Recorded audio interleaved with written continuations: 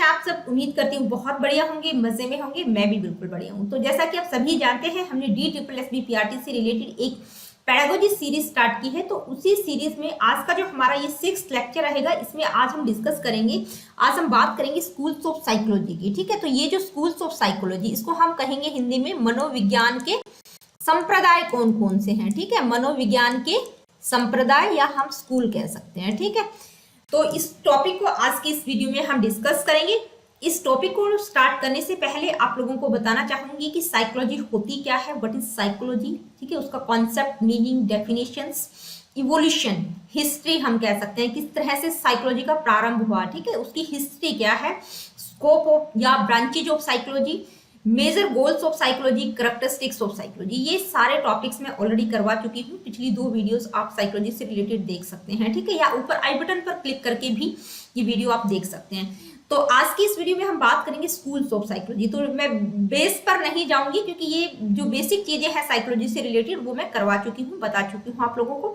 आज की इस वीडियो में हम डायरेक्ट बात करेंगे स्कूल्स ऑफ साइकोलॉजी की, यानी कि मनोविज्ञान के जो संप्रदाय हैं वो कौन कौन से हैं और कहाँ से इसका इवोल्यूशन होता है। तो इवोल्यूशन ऑलरेडी हम कर चुके हैं। इवोल्यूशन जब मैंने करवाया था, यानी कि साइकोलॉजी का प्रारंभ या हिस्ट्री, इतिहास जो मैंने करवाया था, उसमें मैं ये स्कूल्स की बात भी कर चुकी हूँ, लेकिन डिटेल में आज की इस वीडियो में हम डिस्कस करेंगे। क्योंकि आपका जो DSSB PRT का एग्जाम होगा उसमें जो है क्वेश्चंस इस तरह के देखे गए हैं स्कूल्स ऑफ साइकोलॉजी से रिलेटेड। ठीक है, तो ये जो 6 या 7 स्कूल्स ऑफ साइकोलॉजी हैं, इनको हम डिटेल में करेंगे क्योंकि बहुत इंपॉर्टेंट हैं। तो वैसे तो अगर हम बात करें तो स्कूल्स ऑफ साइकोलॉजी बहुत सारे हैं, यानी कि जो हम आज की इस वीडियो में डिस्कस करेंगे, आज की इस वीडियो में जो है हम इस 7 स्कूल ऑफ साइकोलॉजी की बात करेंगे, यानी कि ये जो 7 संप्रदाय हैं इनको हम डिस्कस करेंगे 1 बाय 1। और यहाँ पर मैंने इनको बिल्कुल सीक्वेंस में लगाया है। ठीक है, जिस तरह से साइकोलॉजी का डेवलपमेंट हुआ, तो पहले कौन सा स्कूल आया, यानी कि पहला कौन सा संप्रदाय था, उसके बाद कौन सा और उसके बाद कौन सा। ठीक है,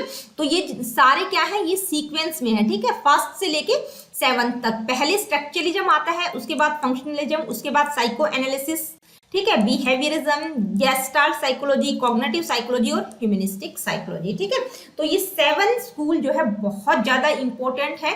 आपका बेस भी क्लियर हो जाएगा, साइकोलॉजी से रिलेटेड जो भी चीजें होंगी वो आपको सारी समझ आ जाएंगी इन स्कूल्स ऑफ साइकोलॉजी को जब आप पढ़ लेंगे। ठीक है, तो चलिए स्टार्ट करते हैं हम इनको 1 बाय 1। सबसे पहले हम बात करेंगे स्ट्रक्चरलिज्म की। तो पहला स्कूल ऑफ साइकोलॉजी क्या है, स्ट्रक्चरलिज्म, यानी कि संरचनावाद। ठीक है, संरचनावाद इसको हम हिंदी में कहेंगे। तो ये कौन सा स्कूल है, पहला, फर्स्ट साइकोलॉजिकल अप्रोच है। अब बात करते हैं कि भाई इसको क्या कहा गया, स्ट्रक्चरलिज्म, संरचनावाद क्यों कहा गया। एक बेस, एक फाउंडेशन का काम करता है। जब साइकोलॉजी को एक इंडिपेंडेंट साइंटिफिक ब्रांच के रूप में अध्ययन किया जाने लगा, यानी कि व्यवहार का अध्ययन करने के लिए उसको जो है साइकोलॉजी को एक साइंटिफिक तरीके से समझा जाने लगा। ठीक है, कि वो एक साइंस की ब्रांच है, इसमें जो ह्यूमन बिहेवियर या मेंटल प्रोसेसेस का जो अध्ययन किया जाएगा वो किस तरह से किया जाएगा, साइंटिफिक तरीके से। तो यहाँ से एक तरह से उसकी शुरुआत होती है स्ट्रक्चरलिज्म से, संरचनावाद से। अब बात करते हैं कि भाई इसके जो फाउंडर थे स्ट्रक्चरलिज्म के या संरचनावाद के, वो कौन थे, फाउंडर कौन थे, विल्हम वुंड। विल्हम वुंड कौन से सन में की थी, 1879 में इन्होंने, ये जर्मन स्कॉलर थे।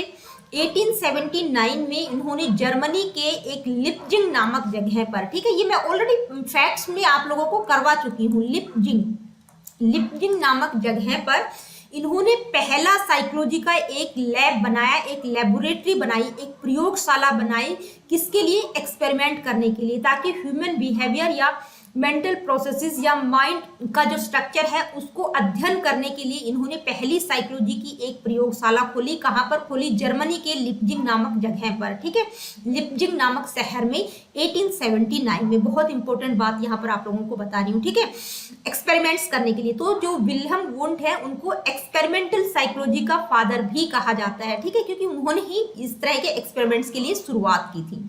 ओके, अब आता है एडवर्ड टिचनर।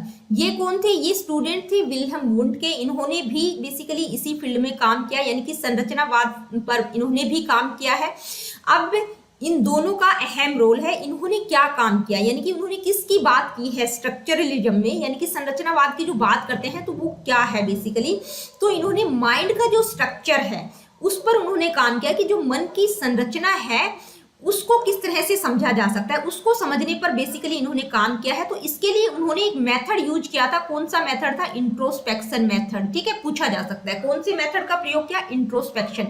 इंट्रोस्पेक्शन मेथड का मतलब होता है अंतर्दर्शन विधि, यानी कि सेल्फ ऑब्जर्वेशन की बात इन्होंने की, यानी कि खुद को मतलब अपने आप ऑब्जर्व करना। ठीक है, तो जो स्ट्रक्चर को समझने के लिए इन्होंने मेथड यूज किया वो कौन सा था? स्ट्रक्चरलिज्म।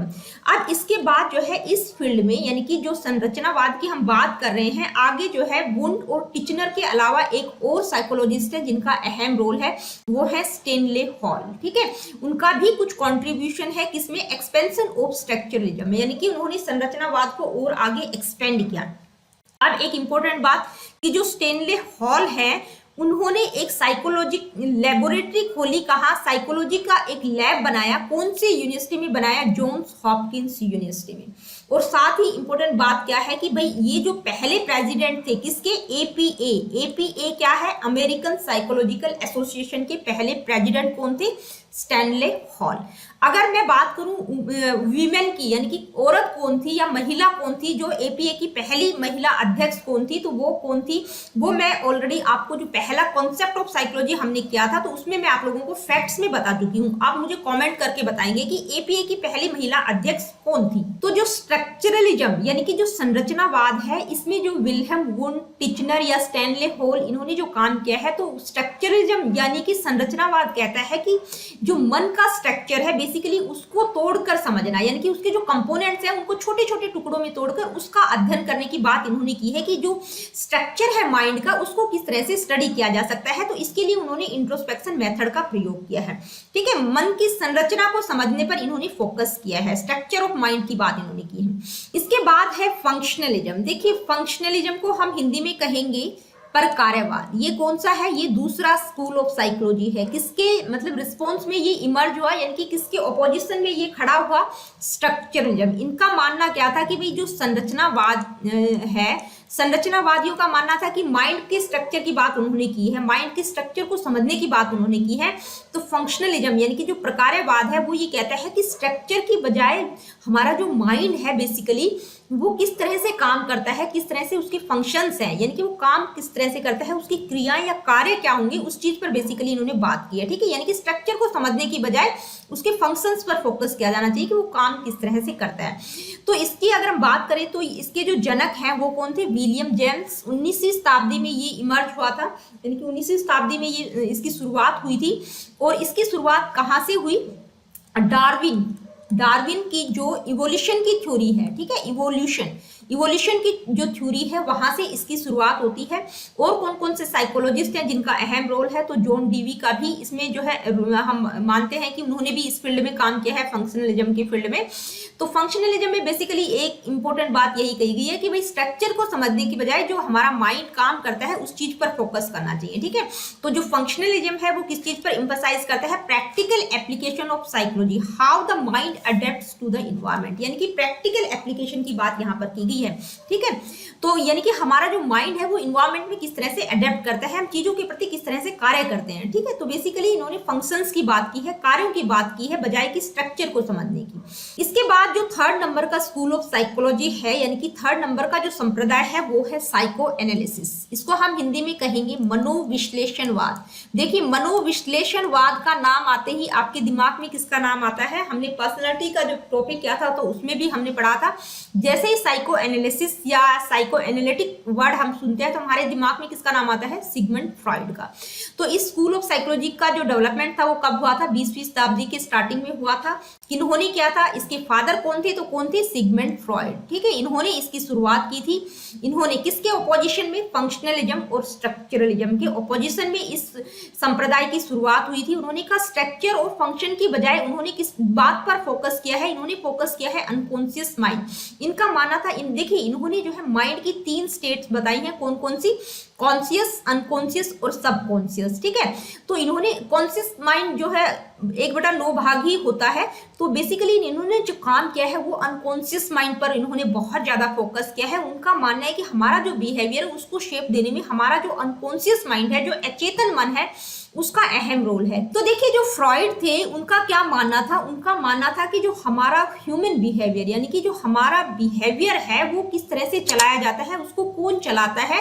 तो उनका मानना है कि जो हमारा अनकॉन्शियस माइंड है उसमें हमारी जो डिजायर्स और कॉन्फ्लिक्ट चलता रहता है, यानी कि हमारी जो दबी हुई इच्छाएं हैं जिनको बचपन में हम पूरा नहीं कर पाए, जिसके कारण हमारे अचेतन मन में कॉन्फ्लिक्ट चलता रहता है, द्वंद चलता रहता है, वो हमारे व्यवहार को शेप देता है, उनका अहम रोल होता है। तो बेसिकली इन्होंने किसकी बात की है, अनकॉन्शियस माइंड पर इन्होंने बहुत ज्यादा फोकस किया है। ठीक है, इसके बाद है बिहेवियरिज्म। देखिए बिहेवियरिज्म यानी कि 4th नंबर का स्कूल ऑफ साइकोलॉजी है। बेसिकली इसको हिंदी में हम क्या कहेंगे, व्यवहारवाद। वैसे अगर हम बात करें व्यवहारवाद की तो डिटेल वीडियो मैंने बनाया हुआ है, बिहेवियरिज्म, कॉग्निटिविज्म और कंस्ट्रक्टिविज्म, जो लर्निंग की बेस थ्योरीज हैं। ठीक है, तो आप अगर देखना चाहें बिहेवियरिज्म, कॉग्निटिविज्म और कंस्ट्रक्टिविज्म को तो यहाँ ऊपर आई बटन पर क्लिक करके आप उस वीडियो को देख सकते हैं। बिल्कुल डिटेल में मैंने वहां चीजें एक्सप्लेन की हैं।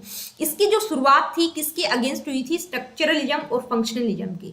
इनका मानना था, यानी कि जो व्यवहारवादी हैं वो क्या कहते हैं कि जो फंक्शनलिज्म, स्ट्रक्चरलिज्म या साइको एनालिसिस यानी कि मनोविश्लेषणवाद, इनके अगेंस्ट में इसकी शुरुआत हुई थी। इनका मानना है कि भाई स्ट्रक्चर या उसका कार्य को समझने की बजाय जो ऑब्जर्वेबल बिहेवियर है उस चीज पर फोकस किया जाना चाहिए, यानी कि जो दिखाई दे रहा है वही एक्चुअली उसी का अहम रोल है। यानी कि आप स्ट्रक्चर को समझ रहे हो या वो कार्य कैसे कर रहा है या अनकॉन्शियस माइंड की, तो इन चीजों को समझने की बजाय किस चीज पर फोकस किया इन्होंने, ऑब्जर्वेबल बिहेवियर की बात इन्होंने की है, यानी कि जो दिखाई दे रहा है उस चीज पर फोकस किया। बेसिकली इन्होंने इन्वायरमेंट की बात की है, यानी कि बच्चों को जिस तरह की इन्वायरमेंट में आप रखोगे वो उसी तरह से बन जाएंगे। तो जितने भी बिहेवियरिस्ट हैं इन्होंने एक के तबुला रासा शब्द का प्रयोग किया है। तो उनका मानना है कि बच्चा जब पैदा होता है तो वो एक ब्लैंक स्लेट की बात ही होता है, तो जिस तरह की इन्वायरमेंट में रहेगा तो वो इन्वायरमेंट उसको शेप देता है उसके व्यवहार को। ठीक है, तो इन्होंने किसकी बात की है, इन्वायरमेंट पर इन्होंने बहुत ज्यादा फोकस किया है, ऑब्जर्वेबल बिहेवियर की बात इन्होंने की है।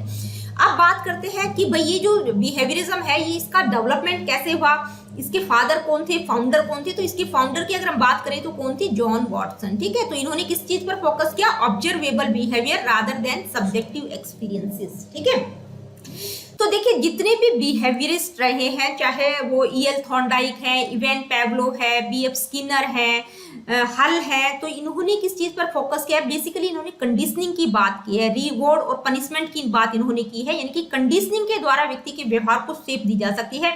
जो कि आप लोगों ने जो थ्योरीज हमने पढ़ी है, लर्निंग की जितनी भी थ्योरीज पढ़ी हैं जो बिहेवियरिज्म के अंतर्गत आती हैं, तो जिसमें कौन कौन सी आती हैं, ट्रायल एंड एरर थ्योरी में, यानी कि प्रयास और त्रुटि विधि जो है, त्रुटि सिद्धांत थॉर्नडाइक के द्वारा दिया गया है, उसमें किस तरह से वो अपनी बिल्ली को सिखाते हैं, या इवेन पैब्लो ने किस तरह से डॉग को ट्रेन किया है, या बीएफ स्किनर जो है अपनी ऑपरेंट कंडीशनिंग थ्योरी में जो है पिजन्स और रैट को किस तरह से क्रियाएं करना सिखाते हैं। ठीक है, तो इन्होंने बेसिकली किस चीज का, कंडीशनिंग का प्रयोग किया है, किस तरह से ट्रेन किया है, कंडीशनिंग यूज किया इन्होंने। ठीक है, तो कंडीशनिंग ट्रेनिंग इन चीजों पर उन्होंने बहुत ज्यादा फोकस किया है। उसके लिए वो क्या करते हैं, कंडीशनिंग जब वो करवाते हैं, रिवॉर्ड और पनिशमेंट की बात इन्होंने की है, यानी कि जैसे जो वो एक्सपेरिमेंट करते हैं तो उसमें अगर वो अच्छा काम करता है तो रिवॉर्ड दिया जाता है, अगर अदरवाइज उसको पनिशमेंट दिया जाता है। तो रिवॉर्ड, पनिशमेंट, कंडीशनिंग की बात इन्होंने की है। तो ये क्या मानते हैं कि जो हमारा व्यवहार है वो किस तरह से प्रिडिक्ट और कंट्रोल किया जा सकता है, मैनिपुलेशन ऑफ एक्सटर्नल स्टिमुली, यानी कि एक्सटर्नल स्टिमुली यानी कि जो बाह्य उद्दीपक है उसका अहम रोल है, उसके द्वारा व्यवहार को प्रिडिक्ट और कंट्रोल किया जा सकता है। ठीक है, तो आप लोगों ने देखा होगा कि एक स्टिमुलस होता है उसके प्रति किस तरह से वो रिस्पॉन्स करवाते हैं, किस तरह की कंडीशनिंग या अनुबंधन बनाने की कोशिश करते हैं। तो बिहेवियरिज्म वाले किस चीज पर, कंडीशनिंग पर फोकस किया है, इन्वायरमेंट को इन्होंने अहम माना है।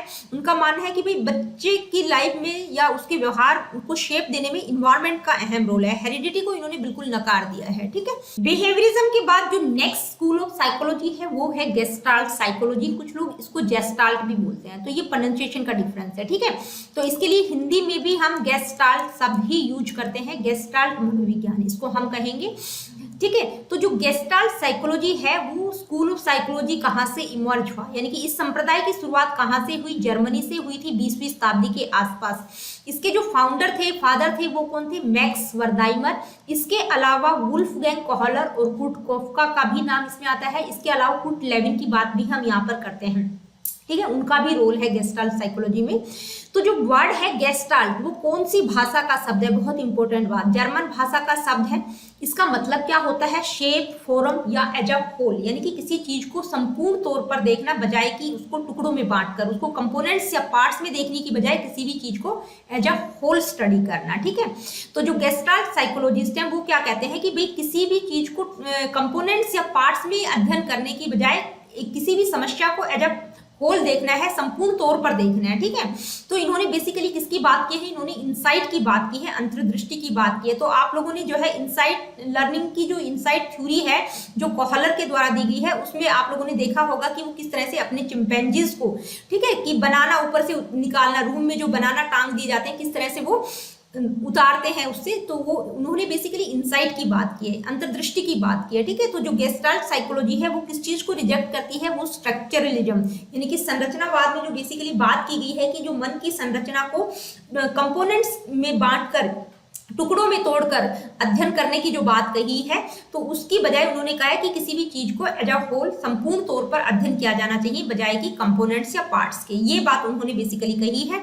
इसके बाद जो नेक्स्ट स्कूल ऑफ साइकोलॉजी है वो है कॉग्निटिव साइकोलॉजी। तो जो कॉग्निटिव साइकोलॉजी, इसको हम हिंदी में, कॉग्निशन का मतलब होता है संज्ञान, ठीक है, इसको हिंदी में हम कहेंगे संज्ञानवाद। ठीक है, तो जो कॉग्निटिव साइकोलॉजी है इसकी शुरुआत कब हुई थी, 1960 में हुई थी। इसके फाउंडर की अगर हम बात करें तो कौन कौन से साइकोलॉजिस्ट का नाम आता है, एक तो है जॉर्ज मिलर, ठीक है, मतलब कौन कौन से साइकोलॉजिस्ट हैं जिन्होंने इस फील्ड में काम किया, जॉर्ज मिलर, इसके अलावा ब्रूनर, ठीक है, और इसके अलावा हम जीन प्याजे की बात करते हैं। तो प्याजे का तो अहम रोल है जब हम कॉग्निशन की बात करते हैं। तो जॉर्ज मिलर, ब्रूनर और जीन प्याजे का नाम आता है। इन्होंने बेसिकली किसकी बात की है, किस चीज पर फोकस किया है, मेंटल प्रोसेसेस की बात की है। कौन से मेंटल, यानी कि हमारा जो संज्ञान है वो किस तरह से प्रक्रियाएं करता है, किस तरह से कार्य करता है, किस तरह से चीजों को परसीव करता है, यानी कि perception, memory, problem solving, reasoning, thinking, किस तरह से चीजों को सोचता है, उस चीज पर इन्होंने फोकस किया है। रादर देन इन्होंने किसको रिजेक्ट किया है, बिहेवियरिस्ट अप्रोच को इन्होंने रिजेक्ट किया, यानी कि ऑब्जर्वेबल बिहेवियर की बात जो बिहेवियरिस्ट करते हैं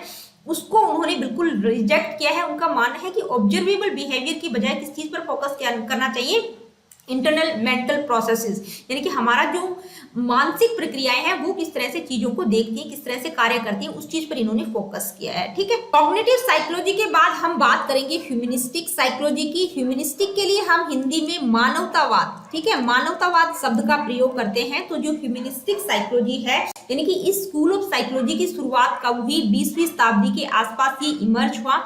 किसके रिस्पॉन्स में हुआ, बिहेवियरिज्म और साइको एनालिसिस, यानी कि ये जो साइकोलॉजिस्ट थे, जो मानवतावादी थे, वो बिहेवियरिज्म और साइको एनालिसिस के बिल्कुल अगेंस्ट थे। इसके जो फाउंडर हैं, यानी कि ह्यूमनिस्टिक साइकोलॉजी के फाउंडर किसको माना जाता है, कार्ल रोजर को। ठीक है, इसके अलावा अब्राहम मैस्लो का भी अहम रोल रहा है ह्यूमनिस्टिक अप्रोच में। अब्राहम मैस्लो को क्या कहा जाता है, स्पिरिचुअल फादर, ठीक है, स्पिरिचुअल फादर ऑफ ह्यूमनिज्म। ठीक है, किसको कहा जाता है, अब्राहम मैस्लो को। अगर फाउंडर की बात करें तो वो कौन है, कार्ल रोजर। ये दोनों ही साइकोलॉजिस्ट जो है बिहेवियरिज्म और साइको एनालिसिस के बिल्कुल अगेंस्ट में थे। इनका मानना क्या है कि भाई व्यक्ति के अंदर खुद को डेवलप करने की इनहेरेंट कैपेसिटीज होती है, वो अपने आप को बेहतर बना सकता है। ठीक है, उसके अंदर ऐसी प्रवृत्तियां होती है, सेल्फ एक्चुअलाइजेशन की प्रवृत्ति व्यक्ति के अंदर, खुद के अंदर है। तो अब्राहम मैस्लो की अगर आप नीड थ्योरी पढ़ेंगे तो उन्होंने उसमें सेल्फ एक्चुअलाइजेशन की बात भी की है। ठीक है, तो ये जो स्कूल ऑफ साइकोलॉजी है ये किस चीज पर इंफसाइज करता है, किस चीज को इंपॉर्टेंस देता है, सब्जेक्टिव एक्सपीरियंस और पर्सनल ग्रोथ, यानी कि व्यक्ति के जो आत्मपरक अनुभव है और उसकी जो पर्सनल ग्रोथ है, यानी कि व्यक्ति खुद को अपने आप डेवलप कर सकता है, ऐसी उसके अंदर कैपेसिटीज होती हैं। ठीक है, तो इस चीज पर इन्होंने फोकस किया है। तो देखिए, ये था आज का हमारा टॉपिक स्कूल्स ऑफ साइकोलॉजी। तो इस टॉपिक के साथ आज की वीडियो को मैं क्लोज करती हूँ, यानी कि स्कूल्स ऑफ साइकोलॉजी बहुत ही इंपॉर्टेंट टॉपिक है, आपका बेस तैयार करेगा। आगे साइकोलॉजी में जो भी आप पढ़ेंगे, सीडीपी वगैरह जो भी करेंगे, तो उसके लिए एक बेस का काम करेगा। ठीक है, बेसिक चीजें आपको पता होनी चाहिए और बहुत ही इंपॉर्टेंट टॉपिक है। DSSB PRT में इस टॉपिक से रिलेटेड क्वेश्चंस पूछे जा चुके हैं। ठीक है, तो इसलिए मैंने यहाँ पर इसको इंक्लूड किया है। अब अगली वीडियो में हम बात करेंगे हम डिस्कस करेंगे जो इंपॉर्टेंट एमसीक्यूज रहेंगे, यानी कि जो कॉन्सेप्ट ऑफ साइकोलॉजी या स्कोप ऑफ साइकोलॉजी या ये जो इवोल्यूशन की बात हमने की है या स्कूल ऑफ साइकोलॉजी, ये 3-4 जो वीडियोस साइकोलॉजी से रिलेटेड रही है, इनके से रिलेटेड जितने भी एमसीक्यूज होंगे, कुछ इंपॉर्टेंट एमसीक्यूज हम डिस्कस करेंगे ताकि आपको कॉन्सेप्ट की क्लैरिटी और हो जाए कि आप लोगों ने जो पढ़ा है वो आप लोगों को समझ आया भी है कि नहीं। तो मिलती हूँ आप लोगों से अपनी अगली वीडियो में। Really good, take care of yourself. देखिए अगर वीडियोस आप लोगों के लिए इंफॉर्मेटिव है, हेल्पफुल है, तो please like, share and do subscribe the education classes. किसी प्रकार का क्वेश्चन, क्वेरीज या फीडबैक या कुछ आप मुझसे पूछना चाहते हैं, बताना चाहते हैं, do comment in the comment section.